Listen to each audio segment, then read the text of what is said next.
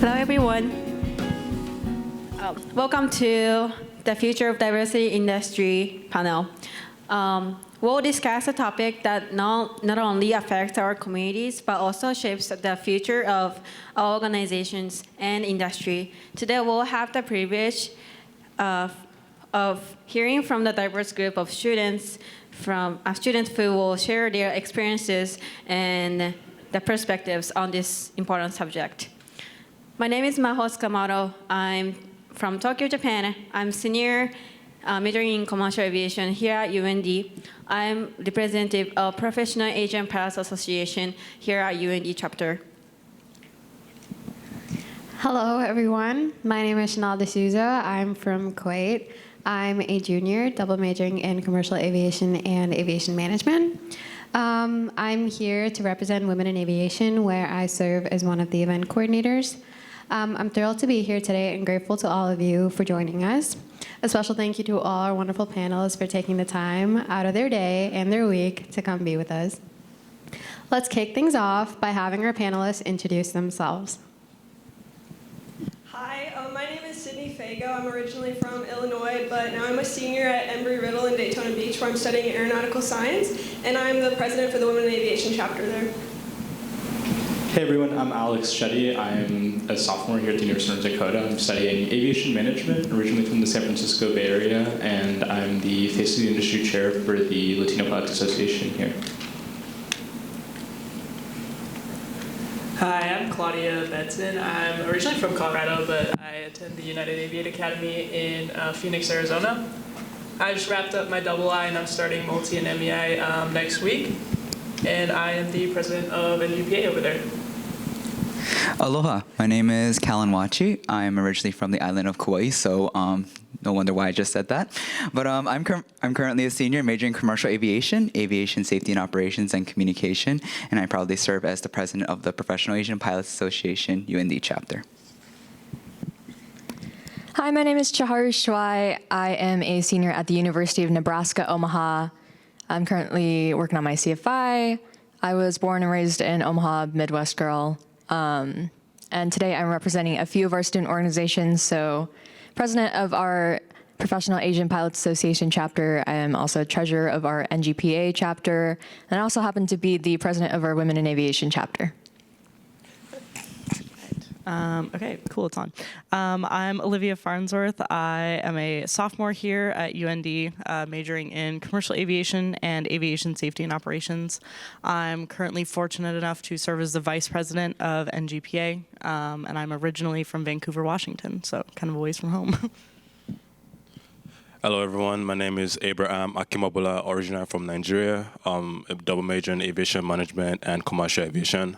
I also happen to be the president of OBAP, Organization of Black Aerospace Professionals, and I'm happy to be here. Hey, everyone. I'm Christopher. I am from Indianapolis originally. I go to Western Michigan University. Go Broncos. And I am a junior and also serve as the founding president of our Latino Pilots Association chapter. Hi everyone, I'm Avery Eisenberger. I'm originally from Boise, Idaho. I am a double major in commercial aviation and English here at the University of North Dakota, and I am the Women in Aviation event coordinator. Thank you, everyone, for the introductions. We're so excited for having you all here today. So we'll start with the prepared questions, but we'll try to leave some time towards the end for the questions from the audience. Okay, so to kick things off, I'd like to start by discussing the role of the diversity inclusion in each organization. I'd like to ask Sydney, Claudia, and Cal, what are the primary goals and missions of your organization in terms of promoting diversity? So first and foremost, like Women in Aviation, it's for us just a place where we can support and celebrate the women on campus. Embry-Riddle not only has a small population of women in the aeronautical science degree, but as a whole, in the whole college. So I think it's really important to create a place where like women can feel welcomed and feel like they deserve to be here. And then it's just nice to like be able to celebrate each other's achievements and then give back to the community that has given a lot to us.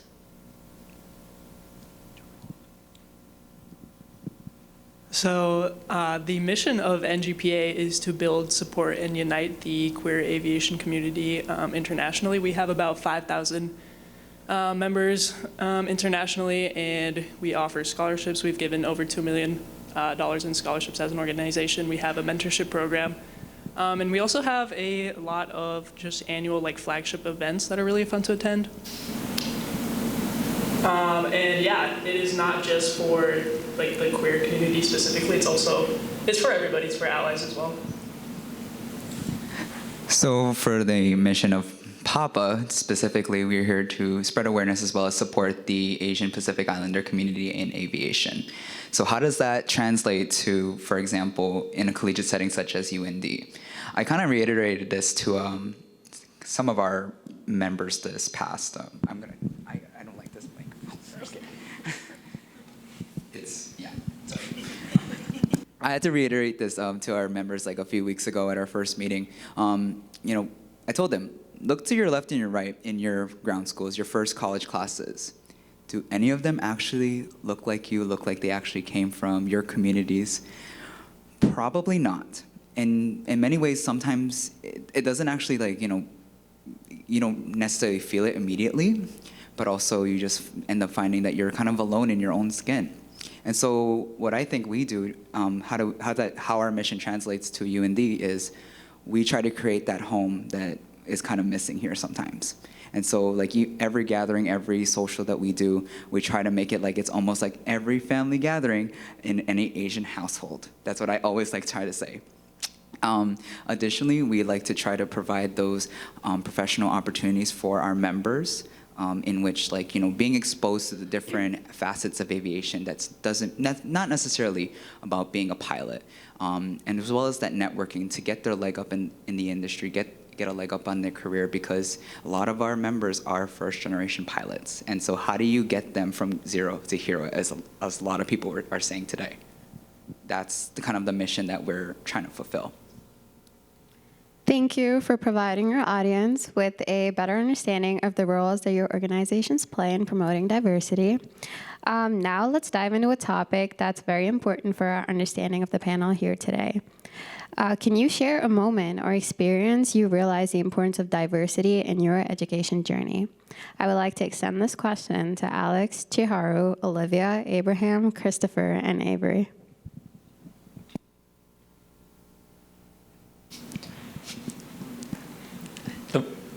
Okay, so I guess I'm going to go first here. It's very important that we kind of work together in order to kind of create that community on campus. For a lot of people, they're kind of thinking that they belong to several of these communities, so it's very important for us to kind of be there for our other organizations, especially when, if we look at organizations like OBAP here on campus, it's very hard for them to kind of attract members, and them being able to collaborate with other organizations helps keep them alive, especially when their members kind of graduate. And you look at events like this wouldn't be possible with just one affinity organization, so having everyone together helps to make, events like this possible and helps to keep everyone kind of more engaged in the campus, which is always really good. I guess my personal experience at UNO, I've been a part of the affinity groups for a couple of years now, but recently, actually over the summer this year, our Gender and Sexuality Resource Center was closed due to reorganization per the university. But that cut off support to a number of initiatives they were working on, one of those being providing resources to domestic violence situations.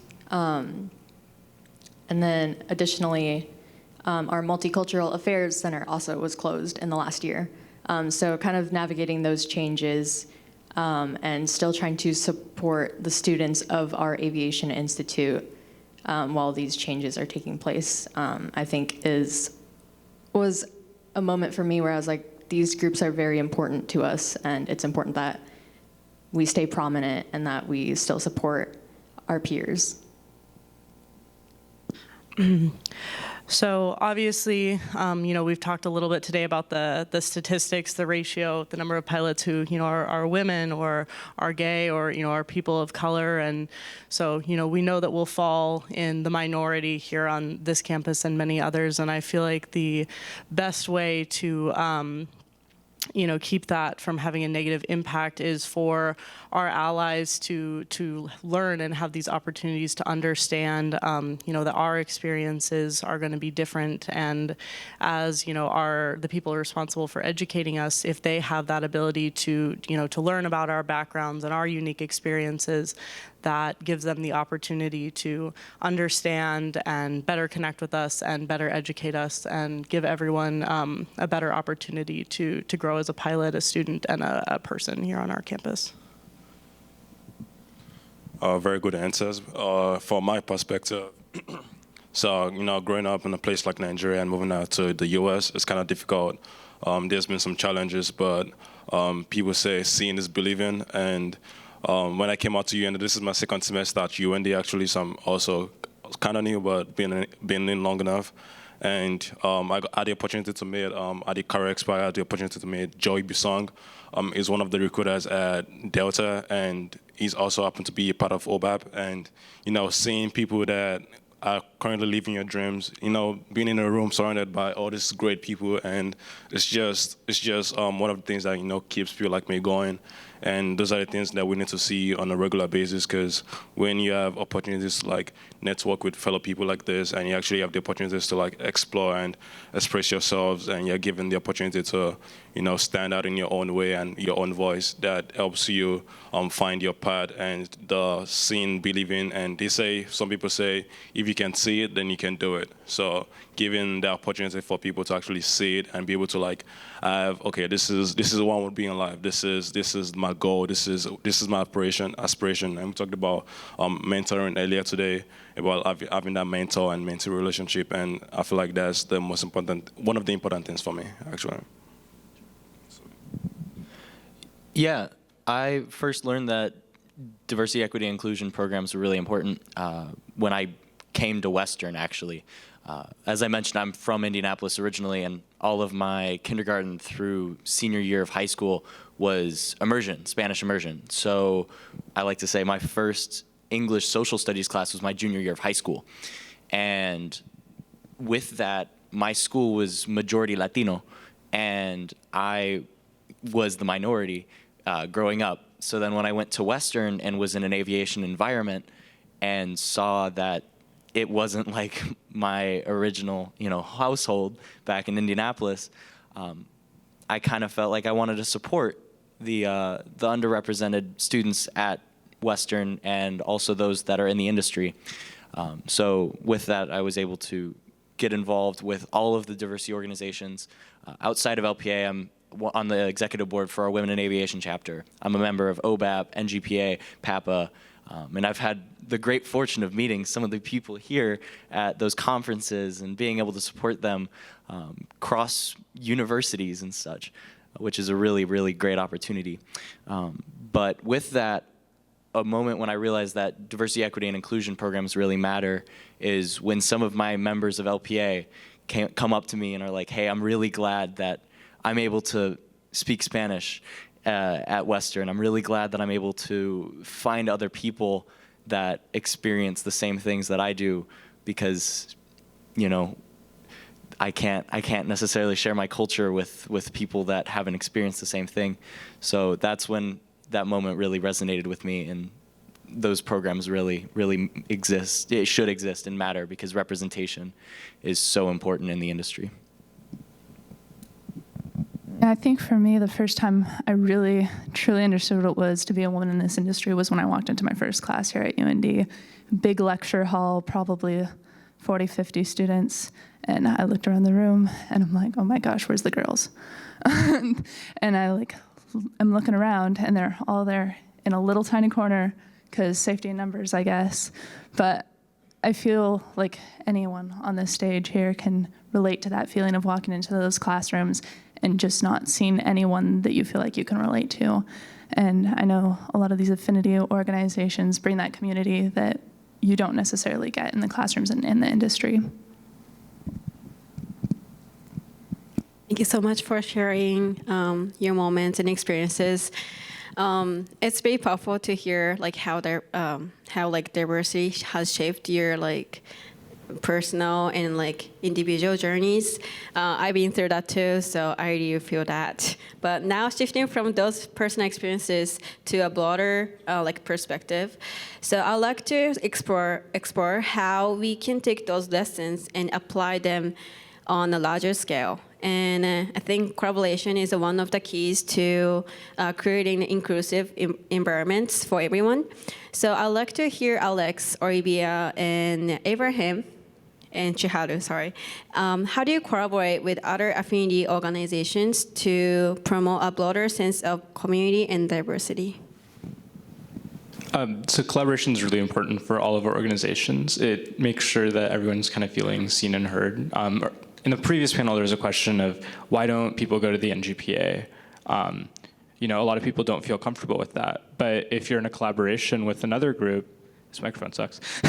But if you're collaborating with another group, it might make those people kind of more comfortable with being at an NGPA meeting because there's someone else there who might represent them and gives them that cover that they need to be there. So it's like providing that safety for people to come out and be themselves and truly kind of understand what it is to be a minority, especially on campuses like the University of North Dakota, where, even in this room, there's not that many people of color. There's a lot of women, which is awesome, but it's hard to find people of color on this campus, and finding people of color who are gay or are part of that other minority community is even more difficult. So being able to collaborate and see those people is really, really powerful, especially for someone like me who didn't see those people growing up. It's important to have those role models, and collaboration provides that.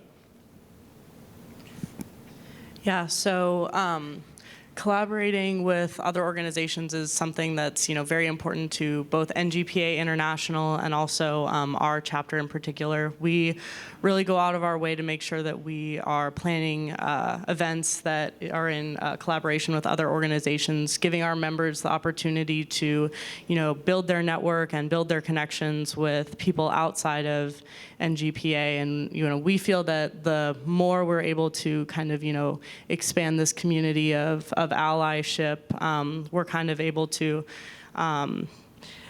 disband some of the consolidation of power that's previously been held by what many of us would think of as like the good old boys club, and kind of create our own club and say, well, this is a place where everyone is equal and everyone is welcome, and it doesn't matter if you're first generation or third generation pilot, you have value and you will have opportunities here.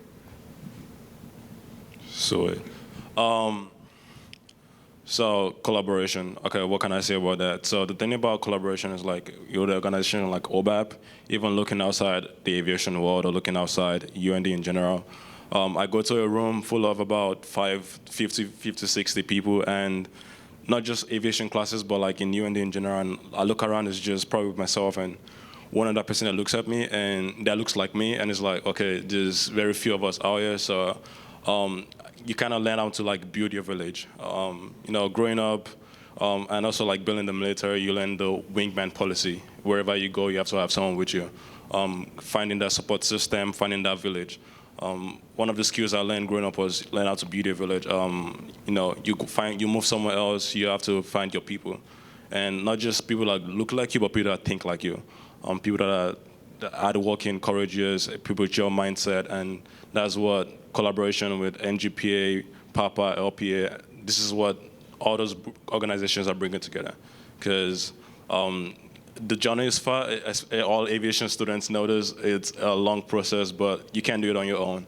I promise you, you can't do it on your own. You're gonna need someone by your side, because those days are gonna come whereby it's a long night, you're trying to study, but you just need a friend, and your friend can be in LPA, your friend can be in PABAC, your friend can be like non-aviation majors too. So it's not, don't have the mindset of, okay, only have to talk to aviation majors only, because there are people outside the aviation industry that also understand the pressure of going through what we go through, because yeah, they may not be flying, but it's a long process, and finding that village, finding that support system in other organizations is very important, and that's one of the things that OBAP, because also the numbers are small for OBAP and whatnot, but by the time we have the opportunity to collaborate with other people and actually bring that community together, it's a bigger voice, and it's more unique in that way, and that means a lot to me. As far as collaboration between groups goes, I find it easier for myself just because I'm an officer on 3 of our student organizations, and for a bit of time, those were our only 3 organizations. But at UNO is not a big flight school. Our record number of aviation majors this year is 350, and that's including all of our flight students, our airport administration, and our unmanned aircraft systems students. So it's really not a lot of people to work with. Plus, being in the Midwest, diversity is already rare.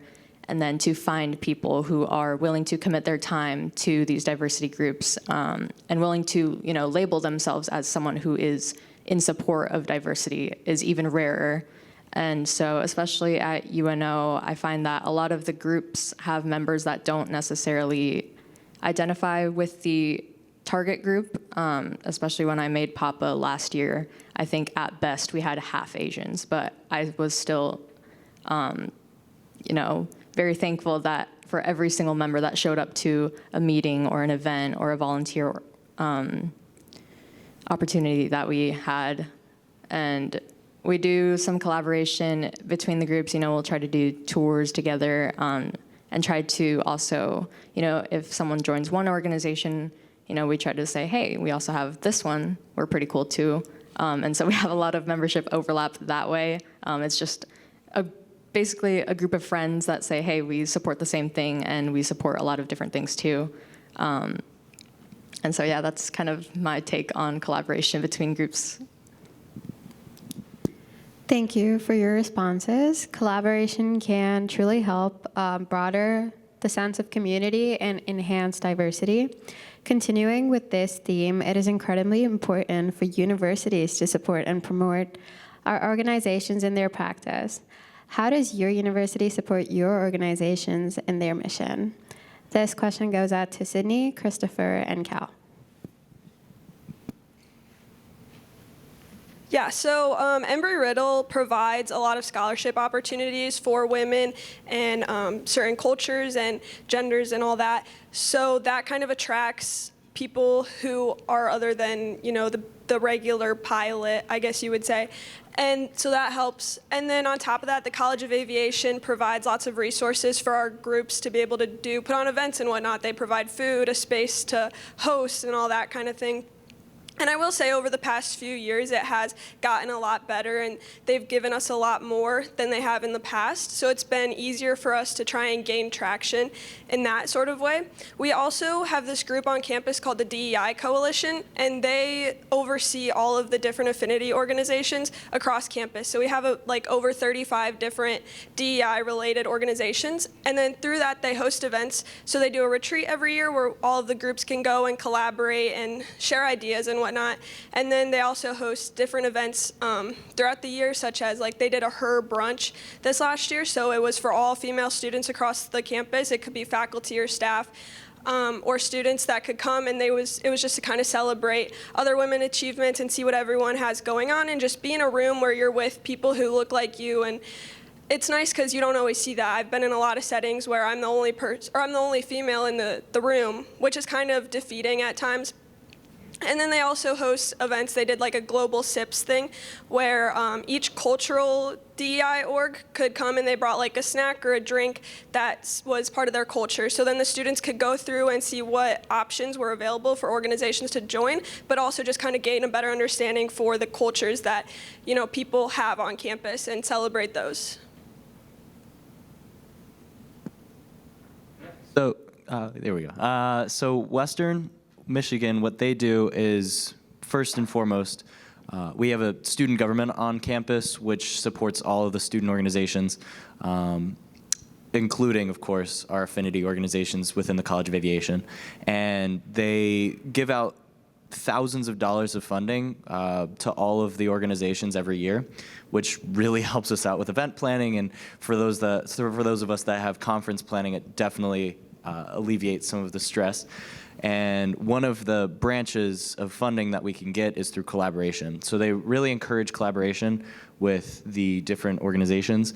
So all, our LPA, OBAP, PAPA, all those organizations, we love doing events together and inviting each other to tours, inviting each other to different volunteer opportunities that we're doing. So that's one way. Another way is, I mean, with most universities, when you start an organization, you need to have a faculty advisor. And our faculty advisor is also the chair of our College of Aviation, which definitely helps getting that support from the university, but also getting the support from all the faculty at the College of Aviation as well. And with that, we're connected to all of our Latino alumni. We're connected to all of our Asian alumni, our alumni who are involved with NGPA, all the different faces of the industry that we have access to that have either been to Western or understand Western Michigan or just are somewhere in the industry and help us with showing that representation. And then, of course, we also, similar to UND, we provide scholarship. One of them is the DEI scholarship, which is an application to just basically how do you support other students on campus, and how do you help one of our core pillars, which is diversity. How do you help promote diversity at the campus and promote our DEI projects, our inclusion projects that we have throughout the year. So there's a saying back home, it takes a village to raise a child. So I just want to let you guys know, it took a village to create an event like this.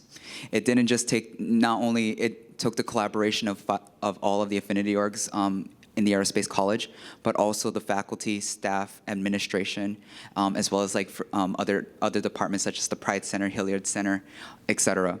And so it kind of goes back to that fact that, our organization as as PAPA or even any affinity org on campus has that ability to reach out to anybody from the university and say, what are the issues that are really that is surrounding DE&I? It took, you have to think, this didn't start from just the ground up. Even for PAPA, it took the support of faculty to get that faculty advisor. I want to give a shout out to Nick Wilson, who's not here right now, but me and Maho have been here from the beginning, and so it's really great to see that support that we had over the years, not only by our faculty and our administration, has really transformed our organization and many others like it to what it is today. And I remember that, I know in the last panel we talked about allyship, right? Nick, our faculty advisor is not, Asian or from that background. So, to have that outside perspective being supportive of our organization really speaks a lot to how much support we have at this university. Yeah, thank you so much for sharing. It's great. It's so great to hear your university, from each university is supporting your organization's missions, and of course, we cannot live out with any institutional supports, but also individual efforts can make a big and huge impact and difference for universities on campus. So building on that, how can individuals inside and outside of your organization support your efforts in promoting diversity and inclusion? I'd like to extend this question to Claudia and Avery.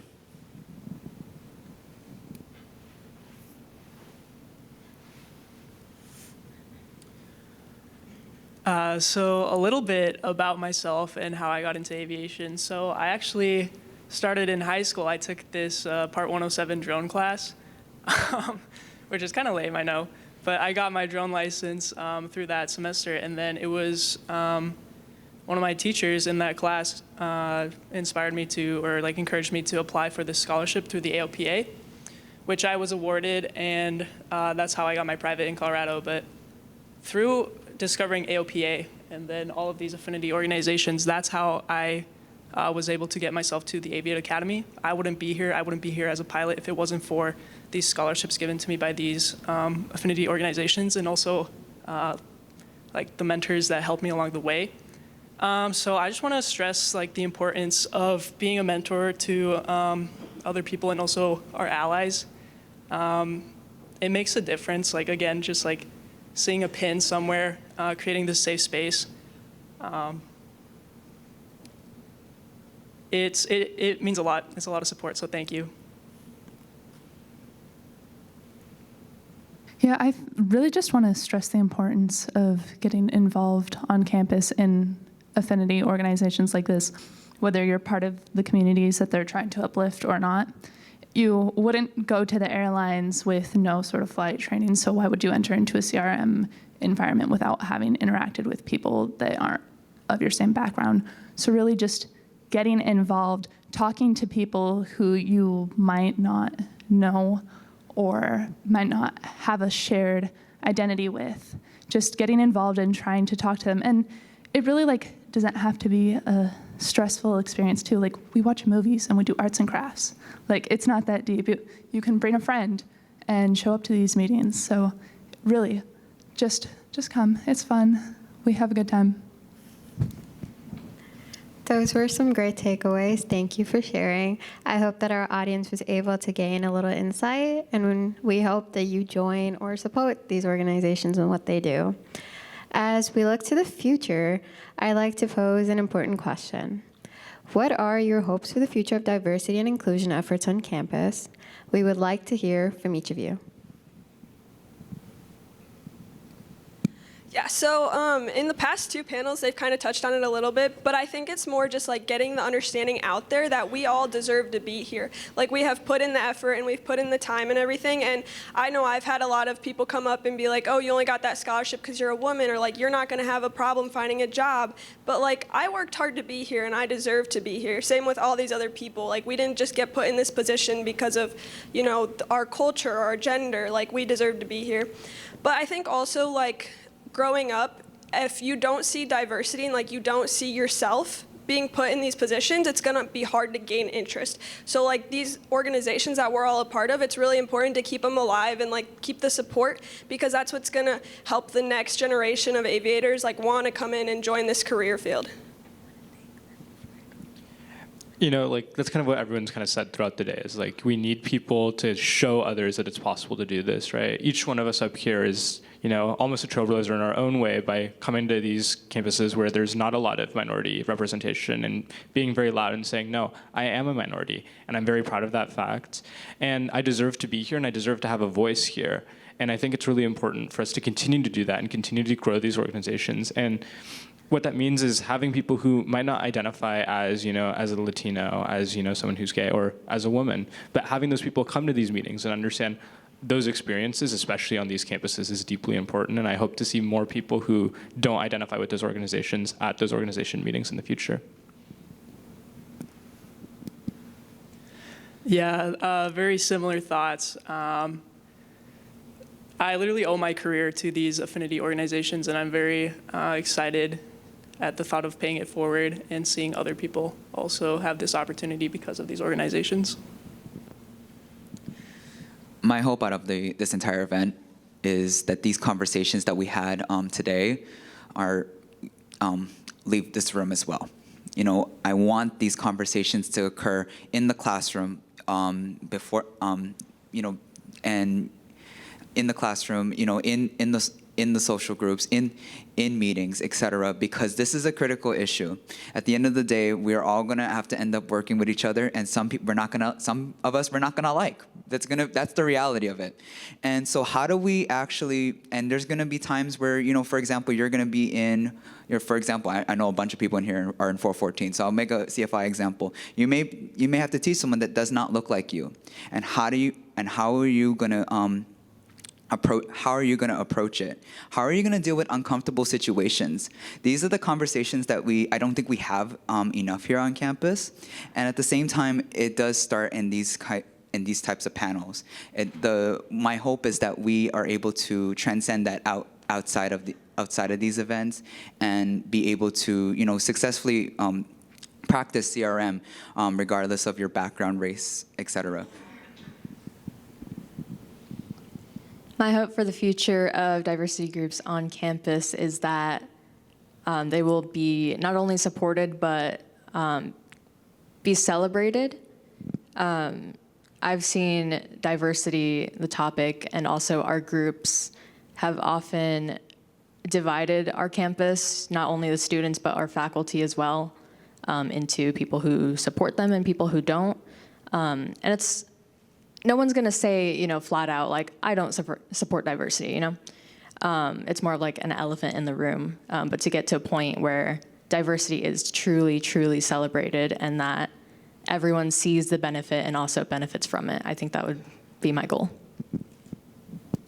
Yeah, so I know tonight or today we've talked a lot about you know, why people do or do not attend the NGPA meetings. You know, whether it's they're, you know, afraid of being outed or it's just not their thing or, you know, whatever. And I know quite a few people personally who, you know, don't feel comfortable, you know, coming up to our booth at an event or, you know, going to our meetings because they're worried that they'll be seen and treated differently on campus if, you know, people find out that they're gay or, you know, use, you know, different pronouns in private or anything like that. And I would say I want to get our culture to a point where if someone's not going to an NGPA meeting, it's because they have work or they have rugby practice or it's just not their thing. I don't want us to be in a situation where people are consistently feeling like they can't go because they are afraid of how they'll be treated. So I want people to feel like it's truly a choice, not something that they have to decide out of fear.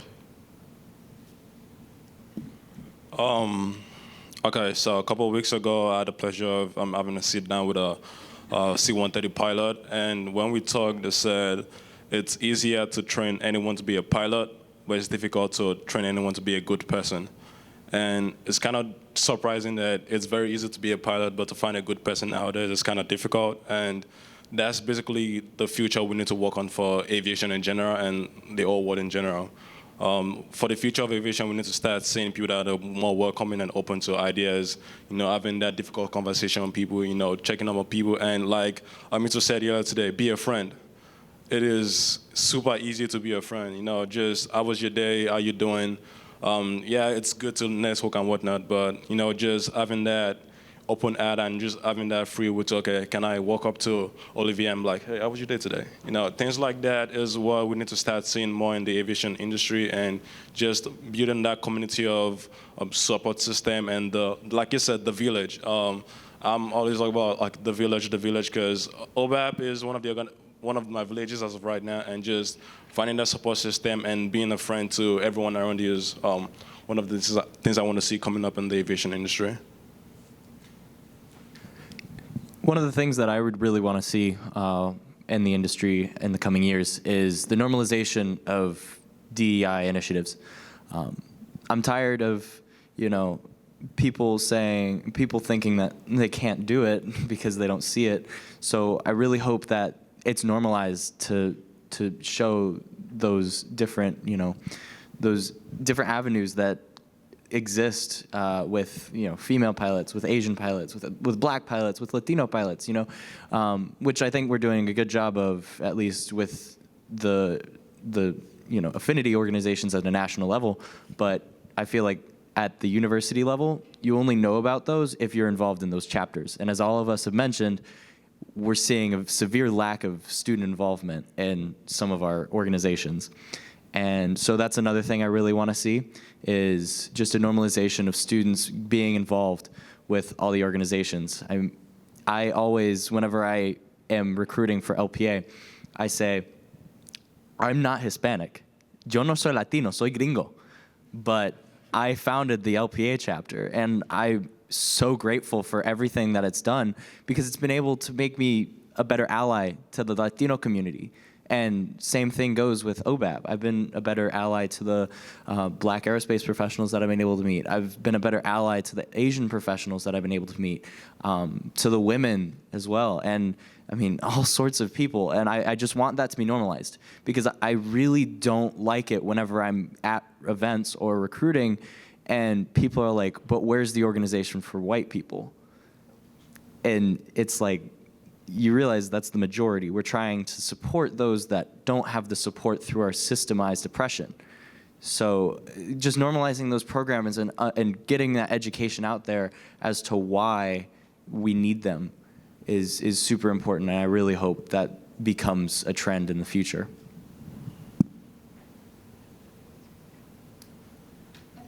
I think something that I would really like to see is these universities and these affinity orgs getting more involved in community. I think a reason that a lot of people from these backgrounds don't get into the industry is because simply they do not know that it is even an option for them. So I would really like to see at the university level, at the flight school level, people getting more involved in their communities and specifically going out to these communities that you don't traditionally see within aviation and just showing them that this is an option that you can pursue. This is something that we all love, and that no matter what your background is, you can still be a part of it. Thank you, everyone, for sharing your hopes and for challenges for future of diversity inclusions on campus. It's very inspiring to hear about the vision that each of you guys have hold, and it gives us all something to strive for moving forward inside and outside of campus. All right, well, now we're going to open up the floor to any questions you guys might have for the panelists. So if you guys have a question. Okay, I see one right there. Perfect, I'm coming down. So as a member of the LGBTQ community myself, and as someone who definitely was that person who didn't feel the support and was able to be out just because of my background, I even see this as now a member of the United Aviate Academy. But something I hear all the time in the industry is the word ally. The LGBTQ community has sort of used that term as our own. So I would like to hear from the other groups of how can I be the ally for you? Because as a cis white female, I don't know how I can be the best ally for PAPA, for LPA, for OBAP, because I was not involved. So I would like to take the initiative for all of us who were not involved. How can we support you, especially as I've seen OBAP has been struggling? How can we support you guys? Putting me on the spotlight here. Okay. Just to talk about some of the things already. Collaboration. Collaboration. Just finding that community of okay. Yeah, I was I was at the LPA meeting this Sunday, and I was like, okay, this is great, and I'm definitely coming back. And I have no background in being Latino or anything like that, but I was like, okay, I'm gonna go out there and actually start supporting like other organizations out there. So just declaring that, okay, yeah, we're here and we're here to help and actually support you is one of the biggest things you can actually do. Being allies is not just for the NGPA, but also for OBAP, for PAPA, also for LPA too. Just, okay, we're here to help you, we're here to support you. What do you need from us? Things like that is some of the things we're looking out for. And just finding that community of, okay, we're just a safe space, basically.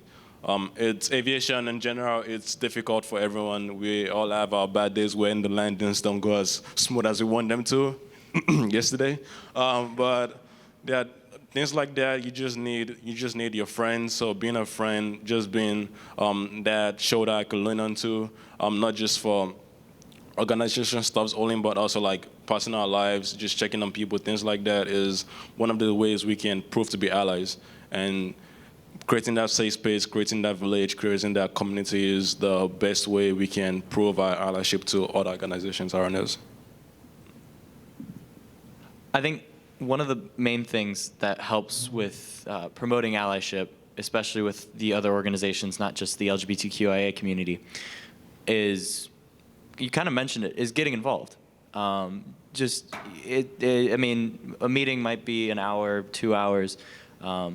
And you might not be able to attend the entire time, but if you just are a familiar face to those communities, then you start to engage with them, and that kind of helps with becoming involved and supporting them as human beings in the industry. And then, at least for a personal experience at Western Michigan, I started my freshman year, and there was barely anybody in any of the organizations when I first started. But since then, all of our RSOs, or we call them registered student organizations, RSOs, have been collaborating to do different tours and events together. And with that, I hear it all the time from people who, wouldn't belong to those organizations, be like, hey, I really want to get involved. I'm just trying to decide which organization. And I said, well, just join whichever one. I'd love it if you joined LPA, but join whichever one you feel like you kind of have the best community with. Because if you meet someone who doesn't look like you and are able to just be friendly with them, then that's a step. It's a very small step, but it's a step in the right direction, and that helps. And I'm really happy that there's more involvement, at least at Western Michigan, in that aspect, but it could be better. And that's not just at our university as well. So kind of, yeah. I think just to kind of tag on to what everyone's been saying, a lot of people feel that being an ally requires you to kind of do something and go out there and put something out there. And that's not the case. You know, I'd encourage all of you to be curious. Come to these organizations. Ask them, you know, what's the difference between salsa verde and pico de gallo salsa, right? You know, get those dumb questions out there because we'd love to share that aspect of our culture, you know. We're here to kind of be here for you. And a big thing about that is, like, a lot of these people in these organizations are either in the flight courses you're taking or have already taken those flight courses, and we'd love to share that knowledge with you. So being an ally can be awesome for you as well because you get to learn so much from the people in those organizations while benefiting those communities.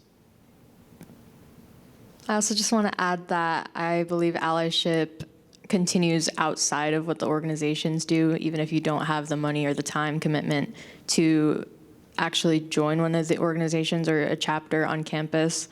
I think that just being out in your community, either trying to make classrooms or any other space safe and welcoming for people in those organizations and in those people of minorities, and also, like, if you, for example, hear a sexist or racist joke, to shut that down. I've been guilty of just trying to let it pass. You know, you have to pick your battles, but trying to make the community in general a safer space, even outside of what the chapters and the groups are doing, I think is an important part of being an ally. So since we're trying to inspire the future generation of aviators to come, what kind of advice would you guys give to incoming freshmen at your campus in terms of joining affinity groups, kind of being overwhelmed by how many of them are out there, or kind of how to choose, getting involved? So how do we start them as freshmen?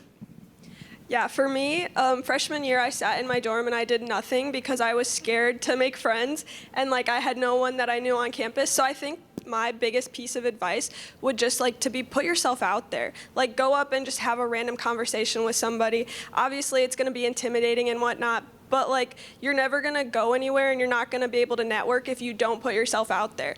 So you're already in a scary situation moving away and going to college, so just put yourself in an even scarier situation. I mean, what's the worst that can happen?